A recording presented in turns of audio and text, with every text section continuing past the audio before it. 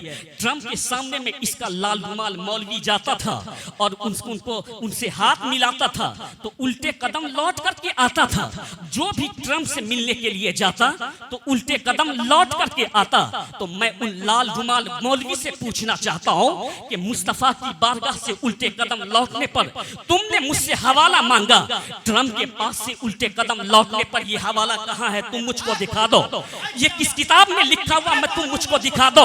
मैं ये कहना चाहता हूँ कि सुन्नी सिर्फ हवाला देना नहीं जानता है, हम हवाला सिर्फ देना नहीं जानते हैं। और याद रखो नौजवानों, इन लाल रुमालियों को हवाले की जरूरत नहीं है, अब सुन्नियों के जूते की जरूरत है इन लाल रुमालियों को।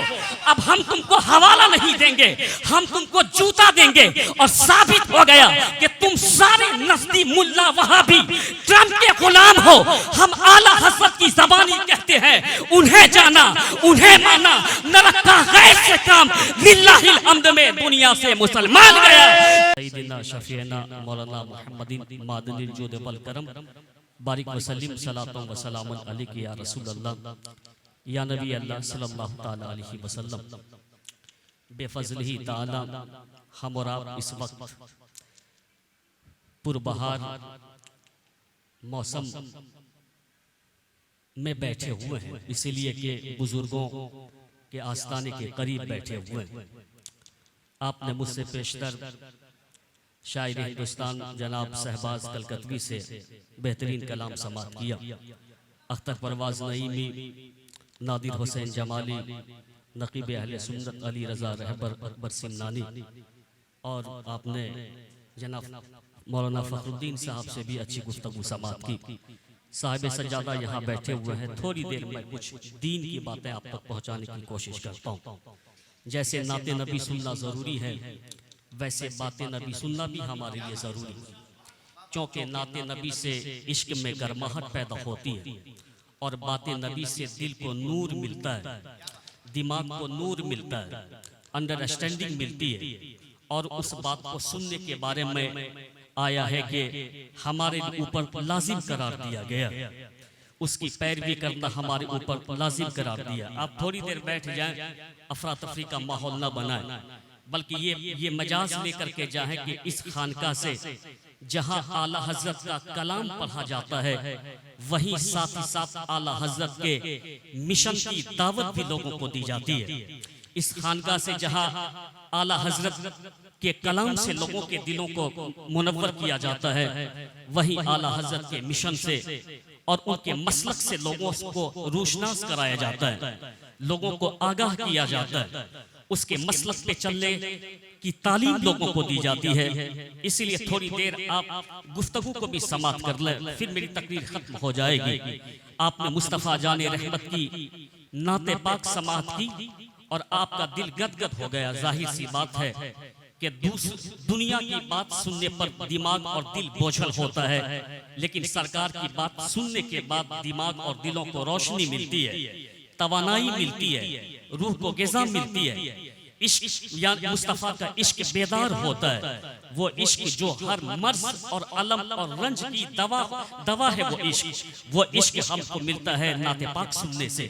इसलिए मैं कहना चाहता हूँ कि इस वक्त हम खानकाह रियाज़िया में बैठे हुए हैं। ये अल्लाह वाले का दर है। जैसे मस्जिद खुदा का घर होता है, वैसे खानकाह अल्लाह वाले का दर होता है। मज़ार उसकी बारगाह हुआ करती है।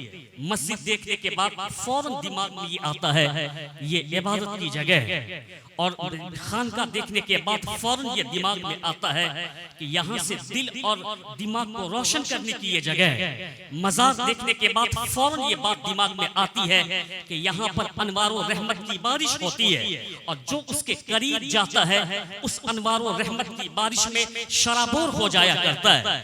मैं आप देख रहे हैं कि मेरे सर के ऊपर में पंखा चलता है। ये पंखा इसीलिए चला दिया गया कि यहाँ उलमा किराम बैठेंगे, वो हमारे मुकर्रम है, वो हमारे मुअज़्ज़म है, वो आलिम दीन है, जिसका चेहरा देखना भी मुस्तफ़ा ने फरमाया कि उनके चेहरे को देखने के बाद नेकी मिलती रहती है। आलिम बाअमल के चेहरे को देखना, हुजूर ने कहा कि मेरी ज़ियारत करना है। ये फैन इसलिए लगा दिया गया कि यहाँ आलिम रब्बा, यहाँ आलिम दीन बैठेंगे, यहाँ नाइबीन मुस्तफ़ा बैठेंगे। अब जब कोई शायर खड़े होकर के वो यानी पैसा देता है इनाम के तौर पर और वो यहाँ आते हैं तो उनको भी इस पंखे की हवा लगती रहती है।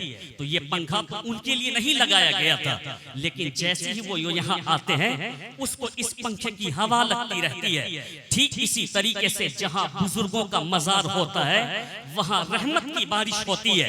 जो उस मज़ारे पाक पे जाकर के फातिहा पढ़ते हैं, अपना सलाम पेश करते हैं, अपना इस्तिग़ासा रखते हैं, अपनी फरियाद रखते हैं, तो उस रहमत की बारिश में वो भी भीग जाया करता है और उसका जिस्म भी सुथरा हो जाया करता है, उसकी रूह भी सुथरी हो जाया करती है, क्योंकि अल्लाह ने उस मकाम को मकाम मुस्तजाब का बनाया है और अल्लाह ने उस मकाम पर रहमत और अनवारो रहमत की बारिश अता फरमाई है। तो जब जब गुलाम इस मकाम पे आएगा, जब जब हम रियाज़े मिल्लत की चौखट को चूमते रहेंगे, रहमते इलाही में नहाते रहेंगे और शराबत होते रहेंगे। यानी जब तक रियाज़े मिल्लत की चौखट को चूमते रहेंगे वहाँ अनवार और रहमत की बारिश होती है, हम उस रहमत की बारिश में झूमते रहेंगे। मैं चंद बातें आपके सामने में रखना चाहता हूँ। ये अल्लाह के वली हैं जिसने दीन की खिदमत फरमाई है, हमने दीन की खिदमत नहीं फरमाई है। ये हक बात मैं कहता हूँ, हमने तकरीर करके अपनी खिदमत फरमाई है। इस अल्लाह वालों ने दीन की खिदमत फरमाई है, हमने नात पढ़ करके अपनी खिदमत फरमाई है, लेकिन इस अल्लाह वालों ने दीन की खिदमत फरमाई है। इसलिए मैं कहना चाहता हूँ कि ये अल्लाह वाले जिसने दीन की खिदमत फरमाई, इसने कहीं अपनी चटाई बिछा दी, वहां बैठ गए, अपने खादिमों से कहा कि अजान दे दे, अब नमाज का वक्त हुआ है, हम नमाज पढ़ेंगे। उसके खादिम ने जैसे ही अल्लाह का नाम लिया, यानी अल्लाह अकबर कहा और यानी मुस्तफ़ा के रिसालत की गवाही दी, रास्ते से चलने वालों के कान में जब ये आवाज पहुंची कि एक मीठी आवाज जो ये बता रही है कि सारी दुनिया का मालिक कौन है, एक मीठी आवाज जो ये बता रही है कि सारी दुनिया के मालिक ने किस लिए किसकी वजह से दुनिया बनाई है। मेरी गुफ्तगू का एक एक जुमला आप गौर से सुनिएगा। आपको तकरीर सुनना इस पुरफतन माहौल में बहुत जरूरी है, जरूरत है तकरीर सुनने की। मैं ये कहना चाहता हूँ कि तकरीर सुनना जरूरी है आज के डेट में, और मैं कहता हूँ कि दीन सीखना हर मर्द औरत के ऊपर में लाजिम है। आज की तारीख में ग्रेजुएशन करना उतना जरूरी नहीं। लोग कहेंगे कि मौलाना ये कौन बात तुम कर रहे हो। हाँ, सही बात कह रहा हो। 2014 से लेकर के 2025 तक के रिपोर्टेशन हमको ये बता रहे हैं कि एक यानी ज़ैनब, जिनका नाम ज़ैनब था, उसने प्यार के नाम पर, उसने दिल लगी के नाम पर, उसने मोहब्बत के नाम पर, उसने यानी लव के नाम पर किसी रमेश को अपना दिल दे दिया। यानी उसने जन्नत का रास्ता छोड़ करके जहन्नम का रास्ता इख्तियार कर लिया। यानी नाम था आयशा, जिसने प्यार के नाम पर, मोहब्बत के नाम पर, दिल लगी के नाम पर जन्नत का रास्ता छोड़ करके किसी महेश को उसने अपना दिल दे दिया। बाप कोर्ट में खड़े होकर के कहता रहा कि बेटी याद कर कि मैंने तेरी पैदाइश के पहले साल पर कितने मेहमानों को दावत खिलाया था, मैंने तेरी पैदाइश के दूसरे साल पर यानी मैंने तेरे लिए महफिल कराया था और मेहमानों को बुलाया था। याद कर मेरी उस कुर्बानी को, याद कर मेरी उस मोहब्बत को, याद कर मेरी उस उल्फत को, याद कर मेरी उस चाहत को। बेटी ना उस मोहब्बत को याद करती है, बेटी ना उस उल्फत को याद करती है, बेटी ना उस चाहत को याद करती है। बेटी के सर पे भूत सवार है रमेश की मोहब्बत का, बेटी के सर पे भूत सवार है महेश की मोहब्बत का। माँ बाप को ठुकरा करके उस काफिर के साथ चली जाती है। 2 महीने के बाद खबर आती है कि रमेश ने उसका मर्डर कर दिया, रमेश ने उसको गैस से जला दिया, रमेश ने उसको उसके गले दाब दिए, रमेश ने उसके 36 पीस करके यानी फ्रीज में रख दिया। क्या मतलब, न दुनिया ही मिली न आखिरत ही मिली। ठीक कहा था किसी ने कि तरीके मुस्तफा को छोड़ना है वजह बर्बादी, इसी से कौम दुनिया में बेइख्तियार बेदार हुई अपनी, तो इस पुरफतन माहौल में ग्रेजुएशन करना उतना जरूरी नहीं है। हम अगर ग्रेजुएशन नहीं करेंगे तो रिक्शा चला करके अपने पेट को भर सकते हैं, लेकिन ईमान का सौदा हम नहीं कर सकते हैं। हम अगर पोस्ट ग्रेजुएट नहीं करेंगे तो मजदूरी करके हम अपना पेट भर सकते हैं, ईमान का सौदा नहीं करेंगे। हम अगर MBBS नहीं करेंगे तो हम यानी मैं कहता हूं कि हम मजदूरी करके अपना पेट भर सकते हैं, लेकिन ईमान का सौदा नहीं करेंगे। हाँ, ग्रेजुएशन करना है, लेकिन पहले दीन मुस्तफा को पढ़ना जरूरी। MBBS के एग्जाम को फेस करना है, पहले दीन मुस्तफा को पढ़ना जरूरी। तेरे पैगंबर ने 1400 साल पहले न कहा था। हुजूर की एक हदीस सुनिए, सरकार कहते हैं तलबुल इल्म फरीदतुन अला कुल्ली मुस्लिम व मुस्लिमा, इल्म का हासिल करना हर मुसलमान मर्द औरत पे फर्ज करार दिया। इसको कम कर दीजिए आप, ताकि बातें लोगों को समझ में आए। यानी इल्म का हासिल करना हर मुसलमान मर्द औरत पे फर्ज करार दिया। इस हदीस का मतलब क्या है कि हर आदमी को मुफ्ती बनना फर्ज करार दिया? क्या इस हदीस का मतलब यह है कि हर आदमी को मौलाना बनना फर्ज करार दिया? नहीं। तुमने अगर अपने पैगंबर की इस हदीस को सुन लिया होता तो तेरी बेटी, मैं कहता हूं कि महल को ठोकर मार देती। कहती कि इस महल की क्या औकात जो मेरे ईमान का सौदा कर सके, इस दौलत की क्या औकात जो मेरे ईमान का सौदा कर सके, इस दुनिया की क्या औकात जो मेरे ईमान का सौदा कर सके। मेरा ईमान अनमोल है जिसका कोई जवाब नहीं, जिस ईमान की वैल्यू यानी मैं जिस ईमान की वैल्यू बिलाल ने, हजरत बिलाल ने तपती हुई रेत पे सोकर के उमैया से कहा था कि यानी ईमान की कीमत, ईमान इतना सस्ता नहीं है जो तेरे कोरे की वजह से मैं छोड़ दूं। ईमान इतना सस्ता नहीं है जो मैं इस तपती हुई रेत की वजह से छोड़ दूं। ईमान इतना सस्ता नहीं है कि मैं तेरे डर से इसे छोड़ दूं। तो ईमान मेरा किस कदर कमजोर हो गया कि कोरे की वजह से ईमान नहीं छूट सका। अभी जिस फिलिस्तीन की बात हर शायर हर मुकर्रिर करता है, हम लोगों पे मुसीबत आती है, ये मैं सच्ची बात कहता हूँ। एक बेटा अगर जवान मर जाए, 40 दिन तक नमाज हमारी छूट जाती है। एक जवान बेटा हमारा मर जाए, 40 दिन तक मस्जिद हम नहीं आते हैं। लेकिन फिलिस्तीनियों का ईमान किस कदर मजबूत है। अगर फिलिस्तीन वाले कहे इजराइल से कि तुम अपना सारा खजाना मुझको दे दो और मैं तेरे मजहब को कबूल कर लेता हूं, तो इजराइल फौरन अपना सारा खजाना दे करके उसकी गुलामी करेगा। लेकिन उसका ईमान कितना स्ट्रांग है, वो कहते हैं कि मेरा ईमान इतना स्ट्रांग है कि तेरा बारूद मेरे ईमान को पिघला नहीं सकता है। मेरा ईमान इतना स्ट्रांग है कि तेरा फाइटर जेट मेरे ईमान की नींव को नहीं हिला सकता है। मेरा ईमान इतना स्ट्रांग है कि यानी तेरा एटम बम मेरे ईमान की ईंट को हिला नहीं सकता है। मेरा ईमान इतना स्ट्रांग है कि दुनिया की तमाम काफिरों की ताकत आ जाए, मेरे ईमान की नींव को नहीं हिला सकता। तो फिलिस्तीन का बच्चा कहता है कि तेरी नजर मालो दौलत पे है, लेकिन मेरी नजर तो करबला के इमाम पर है, जिस इमाम ने हमको 1400 साल पहले पैगाम दिया था। ये अली असगर मैंने इस्लाम के नाम कर दिया, ये अली अकबर मैंने इस्लाम के नाम कर दिया, ये औनो मोहम्मद मैंने इस्लाम के नाम कर दिया, ये कासिम मैंने इस्लाम के नाम कर दिया, मैंने ये पूरा कुंबा इस्लाम के नाम कर दिया।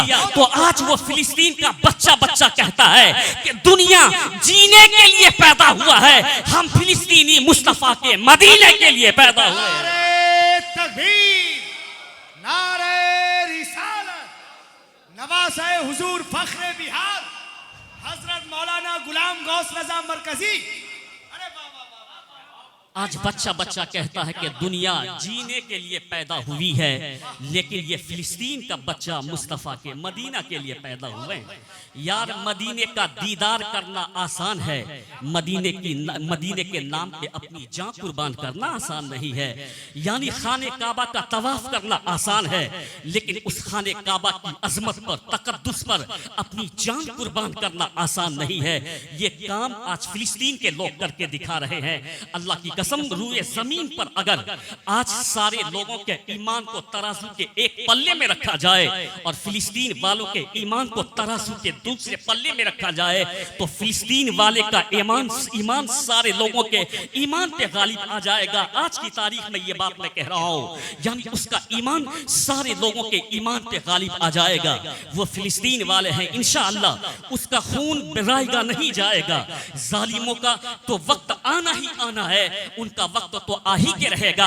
अल्लाह हमें आजमाता है, जालिम को छूट दे करके अल्लाह तबारक व तआला उसको छूट देता है, लेकिन साथ ही साथ अल्लाह हमें भी आजमाता रहता है कि देखूं मैं कि इस जालिम का साथ कौन देता है। आजकल नाम निहाद यानी मुस्लिम के हुक्मरान, मैं उसको मुसलमान नहीं समझता, वो मुसलमान भी नहीं है। इमाम अहले सुन्नत ने 100 साल पहले कहा, इसलिए कि खानकाह रियाजिया का ये इम्तियाज है। उनका बच्चा बबांगे दोहल पुकार करके कहता है, डाल दी कल्ब में अजमते मुस्तफा सैयदी आला हजरत पे लाखों सलाम। इस खानका का ये इम्तियाज है कि जिसका बच्चा पुकार करके कहता है, डाल दी कल्ब में अजमते मुस्तफा सैयदी आला हजरत पे लाखों सलाम। तो मैं उन नाम निहाद को मुसलमान मानता ही नहीं, ना वो मुसलमान है। सरकार आला हजरत ने ना कहा था 100 साल पहले, सूना जंगल रात अंधेरी छाई बत्ती काली है, सोने वाले जागते रहियो चोरों की रखवाली है। मैं कहता हूं कि ये रियाज़े मिल्लत का दरबार है। वली के आस्थाने पर बाअदब आया जाता है, अकर के नहीं आया जाता है। बाअदब वली के आस्थाने पे आया जाता है और फिर उनके आस्थाने से पहले ही चप्पल खोल दी जाती है। खुद आला हजरत ने लिखा है कि जब भी किसी वली की बारगाह में जाओ तो उनके मज़ारे पर, उनकी कब्र अनवर से 4 हाथ दूर रहना, ये तेरे अदब के लिए जरूरी है। और वहां खड़े होकर के निहायत गुलामों की तरह हाथ बांध करके अल्लाह से उनके वसीले से मांगना, रब तुझको अता फरमाएगा। ये अदब सरकार आला हजरत ने खुद फतवा रज़विया में हमको बताया है कि कैसे मज़ारे पाक पे जाना चाहिए। तो इस मज़ारे पाक पर यानी अदब के साथ जाया जाता है, यही तरीका हमको बताया गया है। अब कोई ये कहे कि इस मज़ार का अदब नहीं करना चाहिए, तो उससे बड़ा खबीसुन नफ्स कौन हो सकता है, उससे बड़ा रज़ील कौन हो सकता है। वो मुस्तफ़ा की बारगाह जिसका कोई जवाब नहीं है, जहां जिब्रील भी आते वक्त अदब का ख्याल करते हैं, जहां मीकाईल भी आते वक्त अदब का ख्याल करते हैं, ये मुस्तफ़ा की बारगाह है। कुरान कहता है, ला तरफऊ अस्वातकुम फौक़ सौती नबी, यानी नबी की आवाज के ऊपर आवाज को बुलंद करना भी तेरे ऊपर जायज नहीं है। तो मुस्तफ़ा की बारगाह में एक आदमी, एक आशिक़ रसूल जब भी जाता है, बल्कि हमारे इमाम ने कहा, मैं तो उसको इमाम इश्क व मोहब्बत की पूरी दुनिया कहती है। वो आला हजरत की ये खासियत है। बहुत सारे इमाम गुजरे हैं दुनिया में, कोई जवाब नहीं। कोई फलसफा के इमाम, कोई रियाजी के इमाम, कोई मंतिक के इमाम, कोई यानी मैं कहता हूँ कि नहव के इमाम तन्हा ज़ात अहमद रजा खान फाज़ले बरेलवी की है, जिसको सारी दुनिया कहती है इमाम व इश्क व मोहब्बत। इश्क व मोहब्बत के इमाम का नाम सरकार आला हजरत है। यानी नहव के इमाम भी हैं आप, लेकिन इमाम इश्क व मोहब्बत दुनिया आपको कहती है। क्यों कि उस कब्र में जब बंदे को रखा जाता है, वहां कोई फलसफा काम नहीं आता, नबी का इश्क काम आता है, इसीलिए इमाम इश्क व मोहब्बत कहा जाता है। तो सरकार आला हजरत इश्क के इमाम ने हमें क्या कहा, हरम की जमीन और कदम रख के चलना। अरे सर का मौका है औ जाने वालों, यहाँ सर का मौका है औ जाने वालों, हरम की जमीन और कदम रख के चलना। अरे सर का मौका है औ जाने वालों, तो वो हरम की जमीन है। तो वहाँ लोग निहायत अदब से जाते हैं, चाहे वो खाने काबा के पास जाएं, चाहे हजरे अस्वद के पास जाएं, मकामे इब्राहिम के पास जाएं, मीना में जाएं, अरफात में जाएं, मुस्तल्फा में जाएं, उसे वादी हरम कहा जाता है। और उन सबसे बढ़ के मुस्तफ़ा के रोज़े पे जाएं, खाने काबा से भी बड़ा मकाम वो मुस्तफ़ा का रोज़ा है। इमाम कहते कि हाजियों आओ शहंशाह का रोज़ा देखो। अरे काबा तो देख चुके हो, काबे का काबा देखो। तो सारी दुनिया का किबला वो काबा है, लेकिन काबे का भी काबा मुस्तफ़ा जाने रहमत है। इमाम कहते हैं कि हाजियों आओ शहंशाह का रोज़ा देखो। काबा तो देख चुके हो, काबे का काबा देखो। वो मुस्तफ़ा जाने रहमत का रोज़ा है। तो जब भी गुलाम वहाँ जाता है, तो गुलाम वहाँ निहायत अदब के साथ जाता है, क्योंकि गुलाम को अदब के साथ जाना है। अदब के साथ हाथ बांध करके, चाहे हमारे शहबाज कलकतवी साहब हो, या अख्तर परवाज साहब हो, या अली रजा रहबर साहब हो, ये सारे लोग वहाँ हाथ बांध करके कहते होंगे मुस्तफ़ा जाने रहमत पे लाखों सलाम, शम्ए बस में हिदायत पे लाखों सलाम। ये सारे लोग वहां हाथ बंद करके कहते होंगे कि वह सुबह लालाजार फिरते हैं, तेरे दिन ए बहार फिरते हैं। ये सारे लोग वहां हाथ बांध करके कहते होंगे। और जब वहां से लौटता है एक आशिक तो उल्टे कदम लौटता है। ये कीमती बात नौजवानों नोट कर लो इस उर्स के जरिए। अब ज्यादा तकरीर लंबी नहीं होगी, बस इस पॉइंट को पूरी कर देता हूँ, फिर उसके बाद बात तमाम कर देता हूँ। तो एक आशिक जब मुस्तफ़ा के रोज़े पे जाता है, वहां निहायत अपने सर को झुका करके हाथ बांध करके अदब से सलाम पढ़ता है और उल्टे कदम लौट करके आता है। जैसे ही लौट करके आता है, वहां लाल धुमाल के कुछ मौलवी, ये मुजफ्फरपुर के मुजफ्फर लाल धुमाली, लोगों को रोक करके पूछते हैं कि तुम जो रोज़े नबी पे गए और तुम वहां से लौट करके आए, उल्टे कदम क्यों लौट करके आए? तुम ये बताओ कि ये किस किताब में लिखा हुआ है, इसका हवाला कहाँ लिखा हुआ? मैं उन तमाम लाल रुमालियों से पूछता हूँ, शर्म तुमको नहीं आती है जो अमेरिका फिलिस्तीन के बच्चों के खून बहाने के लिए इजराइल को यानी बारूद देता हो, जो अमेरिका यानी फिलिस्तीन की माओ को मारने के लिए इजराइल को बारूद देता हो, और उसका वो मनहूस प्राइम मिनिस्टर और दावे के साथ गुलाम गौस रजा कादरी कहता है कि दुनिया में तब तक अमन नहीं आ सकता जब तक कि अमेरिका कमजोर नहीं हो जाए। यानी जब तक अमेरिका कमजोर न होगा और उमर फारूक आजम का कोई गुलाम सलाहुद्दीन की शक्ल में और कहता हूं मोहम्मद बिन कासिम की शक्ल में दुनिया में नहीं आ जाता, तब तक दुनिया में अमन नहीं आ सकता है। अमन का वाहिद रास्ता है मुस्तफ़ा की गुलामी को इख्तियार करना पड़ेगा, उसके अलावा अमन आ ही नहीं सकता है। मैं आपसे कहना चाहता हूं कि जब लौट करके आता है तो उससे वो मौलवी पूछता है कि तुम जो उल्टे कदम लौट करके आए ये कहाँ लिखा हुआ है? मैं उस मौलवी से कहता हूं अभी रियाज में ये डोनाल्ड ट्रंप गया था तो वहां सारे इनके मौलवी मौजूद थे और इन्होंने अपने औरतों को बेपर्दा करने का काम किया। शर्म आनी चाहिए। कयामत बहुत करीब है, सारी निशानियां जाहिर होती चली जा रही है, यानी कयामत बिल्कुल करीब आती चली जा रही है। ट्रंप के सामने में इसका लाल रुमाल मौलवी जाता था और उनको उनसे हाथ मिलाता था तो उल्टे कदम लौट करके आता था। जो भी ट्रंप से मिलने के लिए जाता तो उल्टे कदम लौट करके आता। तो मैं उन लाल रुमाल मौलवी से पूछना चाहता हूं कि मुस्तफा की बारगाह से उल्टे कदम लौटने पर तुमने मुझसे हवाला मांगा, ट्रंप के पास से उल्टे कदम लौटने पर यह हवाला कहां है? तुम मुझको दिखा दो। ये किस किताब में लिखा हुआ मैं तुम मुझको दिखा दो। मैं ये कहना चाहता हूं कि सुन्नी सिर्फ हवाला देना नहीं जानता है, हम हवाला सिर्फ देना नहीं जानते हैं। और याद रखो नौजवानों, इन लाल रुमालियों को हवाले की जरूरत नहीं है, अब सुन्नियों के जूते की जरूरत है इन लाल रुमालियों को। अब हम तुमको हवाला नहीं देंगे, हम तुमको जूता देंगे। और साबित हो गया कि तुम सारे नस्ली मुल्ला वहाबी ट्रंप के गुलाम हो। हम आला हज़रत की ज़बानी कहते हैं, उन्हें जाना उन्हें माना, न रखा गैर से काम, लिल्लाहिल हम्द में दुनिया से मुसलमान गया। तकबीर! अरे रंगे खिताब देखिए, नारे रिसालत उर्से मुक़द्दस नवासाए हुजूर फख्रे बिहार मौलाना गुलाम गौस रजा मरकजी। यहां से साबित हो जाता है कि तुम सारे वहाबियों को ट्रंप की गुलामी मुबारक हो, हम आशिकों को यानी आमना के लाल की गुलामी मुबारक हो। बस दो बातें रखना चाहता हूं, जो वक्त मुझको कहा था मैं उसके करीब हूं। बस दो तीन बातें मैं ये कहना चाहता हूं कि तेरे पैगंबर क्या कहते हैं, ये खानका है, खानका से रूह का इलाज हुआ करता है, याद रखिए। यानी खानका से रूह का इलाज होता है, मेडिकल कॉलेज से, मेडिकल से, अस्पताल से जिस्म का इलाज होता है। बुखार है तो आप यानी हॉस्पिटल जाइए, बुखार है तो आप क्लिनिक पे जाइए, पेट में दर्द है तो आप क्लिनिक पे जाइए, आपके अकीदे में कुछ खराबी हो तो शहबाज मिल्लत के पास आइए, आपके ईमान में अगर कुछ कमजोरी हो तो मैं कहता हूं कि साहिब सज्जादा के पास आइए। तो दुनिया का मेडिकल यानी जिस्म का इलाज करता है, ये खानका रूहों का इलाज किया करती है। तो खानका में आया जाया करो, यहां से रूह का इलाज किया जाता है। तो वो हदीस मैंने हुजूर की जो पढ़ी, सरकार कहते हैं तलबुल इल्म फरीदतुन अला कुल्ली मुस्लिम व मुस्लिमा। तो इल्म का सीखना हर मुसलमान मर्द औरत पे फर्ज करार दिया गया। मुफ्ती बनना फर्ज करार दिया नहीं, नहीं।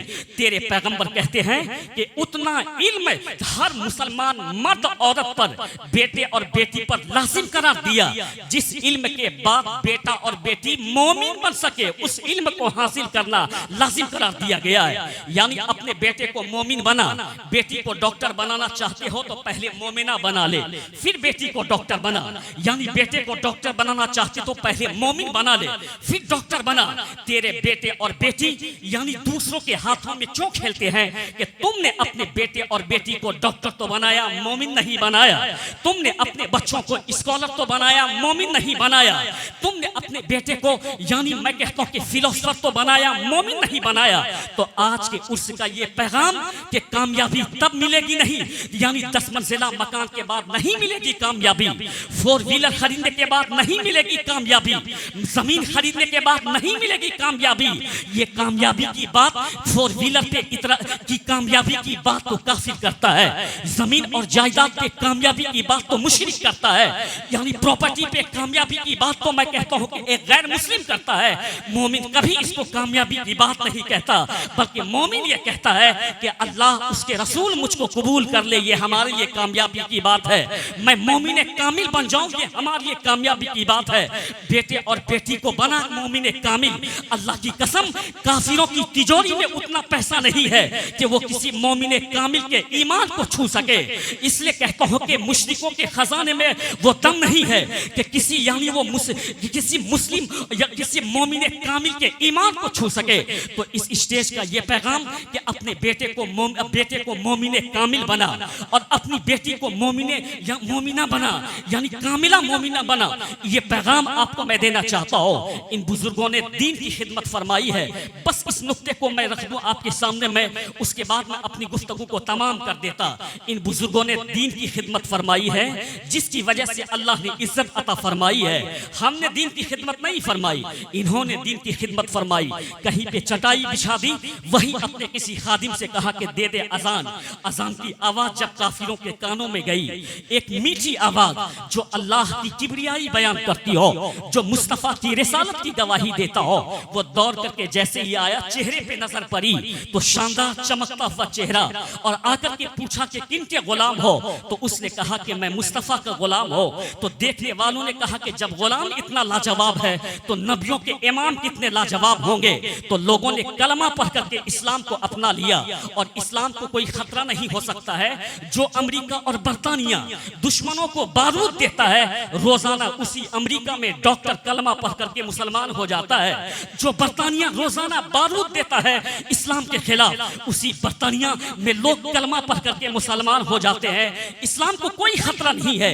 ये क्यों हो रहा है? ये अल्लाह ने वादा फरमाया कि महबूब कयामत तब तक नहीं आएगी जब तक कि तेरा कलमा मैं हर कच्चे मकान में दाखिल न कर दो, तेरा कलमा हर पक्के मकान में दाखिल न कर दो। इस्लाम को कोई खतरा नहीं है। बदआमालियों की वजह से हमें खतरा है कि हम बुरे अमाल के इर्तिकाब कर चुके हैं, हमें खतरा है। इसलिए मैं कहना चाहता हूँ, इन बुजुर्गों की जिंदगी को इसलिए बयान किया जाता जिसकी जिंदगी मशाले राह है हमारे लिए, जिससे नूर मिलता है हमको, जिससे हमें जीने का तरीका मिलता है। इस बुजुर्गों ने दीन को फैलाया। इस इलाके में फरीदिया सिलसिला एक यानी एक बड़ा सिलसिला है इस इलाके का, और उस फरीदी सिलसिला से हम लोग भी मुंसलिक हैं। खुद मेरे नाना जान जो कि अली के खलीफा के खलीफा है, और उसी को सिलसिले फरीदिया भी कहा जाता है। और करामत ये हुई कि मेरे नाना मुफ्ती आज़म हिंद के खलीफा भी हैं। ये बड़ी अच्छी बात है, मैं आपको सुनाता हूँ। तो आपने जो इस सिलसिले से खिलाफत पाई वो कैसे पाई? बल्कि हुजूर मुफ्ती आज़म हिंद ने ख्वाब में आकर के यूसुफ शाह रहमतुल्लाह ताला अलैह से कहा था कि तेरे यहाँ जो यानी कल उर्से तेगी होने वाला है, उस उर्से तेगी में एक शख्स गुलाम रसूल का वो कटिहार से आएगा। वो अपने इलाके के बहुत बड़े आलिम और आला हजरत के सिपाही हैं। तुम अपनी खिलाफत फौरन उनको पेश कर देना, क्योंकि उनकी जात से दीन की खिदमत को होनी है। जैसे ही हजरत वहां गए, वहां पहले ही नाम लिखा दिया गया था, ये है अल्लाह वालों की यानी रूहानी ताकत। ये कौन सा टेलीफोन है, ये कौन सा माइक्रोफोन है, ये कौन सा नेटवर्क है कि एक अल्लाह वाले बरेली में बैठे हुए हैं, दूसरे मुजफ्फरपुर में बैठे हुए हैं और तीसरे वली कामिल कटिहार से जा रहे हैं। ये कौन सी ताकत है? इसी को रूहानी ताकत कहा जाता है, इसी को अल्लाह की दी हुई ताकत कहा जाता है। हदीस शरीफ में आया है, हुजूर फरमाते हैं मा यज़ालु अब्दी यतकर्रबु इलैया बिन नवाफिल हत्ता उहिब्बहु फइज़ा अहबब्तहु कुन्तु समउहु लज़ी यस्मउ बिही व बसरुहु लज़ी युबसिरु बिही व यदहु लती युबतिशु बिहा व रिजलहु लती यमशी बिहा। इस हदीस पाक को सुनिए। इस हदीस पाक, ये हदीस कुदसी है। हदीस कुदसी किसको कहा जाता है? इसी हदीस के जरिए मैं बताऊंगा कि आदमी रहता यहाँ है, मदद करबला से कैसे हो जाती है। आदमी रहता यहाँ है, मदद बगदाद से कैसे हो जाती है। आदमी रहता यहाँ है, मदद किछोछा से कैसे हो जाती है। आदमी रहता यहाँ है, मदद बरेली से कैसे हो जाती है। तेरे पैगंबर फरमाते हैं कि अल्लाह ने ये फरमाया, अल्लाह कहता है कि मा यज़ालु अब्दी यतकर्रबु इलैया बिन नवाफिल हत्ता उहिब्बहु फइज़ा अहबब्तहु। जब कोई बंदा इबादत के जरिए, नवाफिल के जरिए अल्लाह का कुर्ब हासिल कर लेता है तो अल्लाह उससे मोहब्बत फरमाने लगता है। ये उम्दा बात सुन करके जाइए, यानी ये अच्छी बात सुन करके जाइए। इन्होंने अल्लाह की इबादत की तो बदले में अल्लाह ने इनसे मोहब्बत फरमा लिया। ये हदीस का जुमला है, फइज़ा अहबब्तहु। जब अल्लाह उससे मोहब्बत करने लगता है तब अल्लाह कहता है कि कुन्तु समउहु लज़ी, मैं उसके कान हो जाता हूँ, यस्मउ बिही, जिससे वो सुना करता है। यानी जब कोई अल्लाह की इबादत करता है, ख्वाहिशात को अपने पाँव के नीचे में रोक देता है, यानी वो गौसे आजम जिसने ख्वाहिशात को पाँव के नीचे रौन करके मुस्तफ़ा की गुलामी को इख्तियार कर लिया। गरीब नवाज जिसने ख्वाहिशात को पाँव के नीचे में रौन करके यानी अल्लाह मुस्तफ़ा की गुलामी इख्तियार कर ली, तब अल्लाह ने उसको वो मकाम अता फरमाया कि जब कोई उसका हो जाता है फइज़ा अहबब्तहु, तो मैं उससे मोहब्बत करता हूँ। कुन्तु समउहु लज़ी यस्मउ बिही, मैं उसके कान हो जाता हूँ जिससे वो सुनता है। वह बसरुहु लज़ी युबसिरु बिही, मैं उसकी आँख हो जाता हूँ जिससे वो देखता है। वह आगे आगे आगे हुजूर फरमाते हैं वह यदहु लती युबतिशु बिहा, मैं उसके हाथ हो जाता हूँ जिससे वो पकड़ता है। वह रिजलहु लती यमशी बिहा, मैं उसके पाँव हो जाता हूँ जिससे वो चलता है। यानी अल्लाह उसके कान हो जाता है। जाहिर सी बात है कि हमारा कान उसका कान बराबर नहीं हो सकता है। जाहिर सी बात है इस हदीस की रोशनी में कि हमारी आंख उनकी आंख बराबर नहीं हो सकती है। जाहिर सी बात है कि हमारी जबान उसकी जबान बराबर नहीं हो सकती है। जाहिर सी बात है कि हमारा हाथ और हमारा कदम उसके बराबर नहीं हो सकता है। मेरी आंख का आलम तो यह है कि इस पर्दे के पीछे मैं नहीं देखता हूँ कि कौन खड़ा है। मेरे कान का आलम यह है कि 1 किलोमीटर की दूरी पे नहीं सुनता हूँ, ये मेरे कान का आलम है। मेरे हाथ का आलम यह है कि मैं यहाँ से उस फैन को नहीं उठा पाऊँ। लेकिन जब अल्लाह यानी बुजुर्गों की का कान हो जाता है तो बात यही है कि अल्लाह उसका कान हो जाता है। उनका कान हमारे कान की तरह नहीं है। अल्लाह ने खुसूसी पावर उनको अता कर दिया, खुसूसी ताकत अता कर दिया। आलम देखना चाहते तो आओ दिखाता हो। गौसे आजम यानी अपनी दरसगाह में बैठ करके पढ़ा रहे हैं। आप पढ़ाते पढ़ाते अपने एक हाथ को उठाते हैं और चादर मुबारक के अंदर आप डाल देते और दूसरे हाथ से गौसे आजम अपने अपने शागिर्दों को सबक देने लगे। कुछ देर के बाद बड़े पीर दस्तगीर रोशन ज़मीर ने जैसे ही अपना हाथ निकाला तो आपके हाथों से पानी टपक रहा था, जैसे कि आपने मशकीजे में पानी डाल दिया हो, जैसे कि आपने किसी बाल्टी में पानी हाथ डाल दिया हो, जैसे कि आपने नदी में हाथ डाल दिया हो। लो अब आपके शागिर्दों ने देखा। कुछ दिन के बाद पता चला कि 2 लोग दौरे दौरे आए और आकर के कहे कि बड़े पीर दस्तगीर का बड़ा कमाल, बड़ी करामत उनकी। जब मैं दरिया में कश्ती में डूबने लगा तो मैंने वहीं से कहा था या गौस अल मदद, तो गौसे आजम ने उसी वक्त अपने हाथ को चादर के नीचे रखा था। हाथ चादर के नीचे न था बल्कि हाथ तो कश्ती तक पहुंच गया था, इसीलिए कि मैं उसके हाथ हो जाता हूं जिससे वो पकड़ता है। इससे यह पता चलता है कि बंदा यहां से पुकारता है मदद अजमेर से हो जाती है, बंदा यहां से पुकारता है मदद करबला से हो जाती है, बंदा यहां से पुकारता है मदद मदीना से हो जाती है, बंदा यहां से पुकारता है मदद देवा से हो जाती है, बंदा यहां से पुकारता है मदद किछोचा से हो जाती है, बंदा यहां से पुकारता है मदद बरेली से हो जाती है, बंदा घर से पुकारता है मदद यहां से हो जाया करती है। यह है हदीस पाक। हदीस कुदसी कहा जाता है। इसलिए मैं कहना चाहता हूँ कि बे-इश्क़े मोहम्मद पढ़ते हैं बुखारी, वहाबी को बुखार आता है बुखारी नहीं आती। बे-इश्क़े मोहम्मद पढ़ते हैं बुखारी, बुखार आता है उन्हें बुखारी नहीं। नाम मैंने जान करके लिया साहब, ये तो हमको शेर याद है। वहाबी को बुखार आता है बुखारी नहीं आती है। इसलिए मैं कहना चाहता हूँ कि इन बुजुर्गों ने रूखा सूखा खा करके दीन का पैगाम आगे पहुंचाया है।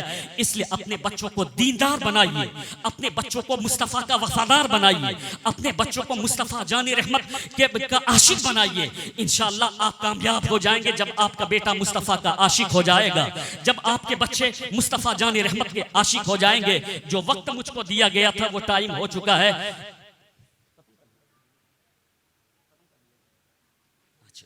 तो हजरत ने जो वक्त हमको दिया था 1:30, तो हजरत के वक्त के मुताबिक 1:30 बज चुका है। बस इतनी सी बात ये कहता हूँ कि आलिमों से, खानकाहों से, बुजुर्गों से जुड़े रहिए। इससे दौलत दुनिया की मिले या न मिले, ईमान की दौलत महफूज रहा करती है। यानी ये बात आप अपने दिल पे लिख करके जाएं। बुजुर्गों से, खानकाहों से, साहिब सज्जादा से, आलिमों से, नाइब रसूल से जुड़े रहिए। आपको आपका ईमान महफूज रहेगा, आपका अकीदा महफूज रहेगा। वमा अलैना इल्लल बलाग। अस्सलामु अलैकुम।